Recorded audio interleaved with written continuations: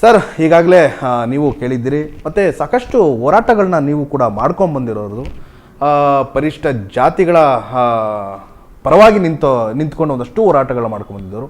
ಇವತ್ತು ಪರಿಷ್ಠ ಜಾತಿಗಳ ಮೀಸಲಾತಿಗೆ ಇವತ್ತೊಂದು ಅಸ್ತು ಅಂತ ಹೇಳಿದ್ದಾರೆ ಅಂತಲೇ ಹೇಳ್ಬೋದು CM ಸಿದ್ದರಾಮಯ್ಯನವರು, ಸರ್ಕಾರ ಅಂತಲೇ ಹೇಳ್ಬೋದು.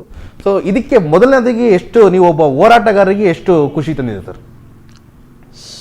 ಸರ್ ನಮಸ್ತೆ. ಮೊದಲಿಗೆ ಇಲ್ಲಿ ಎಷ್ಟು ಖುಷಿ ತಂದಿದೆ ಅನ್ನೋದಕ್ಕಿಂತ ಜಾಸ್ತಿಯಾಗಿ ಎರಡೂ ಸರ್ಕಾರಗಳು, ಕರ್ನಾಟಕ ಸರ್ಕಾರವನ್ನು ಆಳಿದಂಥ ಎರಡೂ ಸರ್ಕಾರಗಳು ಕೂಡ ಅದರದೇ ಆದ ಪಾತ್ರವನ್ನು ವಹಿಸಿಕೊಂಡು ಬರ್ತಾ ಇದೆ. ಯಾವುದೋ ಒಳ ಮೀಸಲಾತಿಯ ವಿಚಾರದಲ್ಲಿ ಏನು 35-40 ವರ್ಷಗಳಿಂದನೂ ಕೂಡ ಒಳ ಮೀಸಲಾತಿ ಜಾರಿಯಾಗಬೇಕು.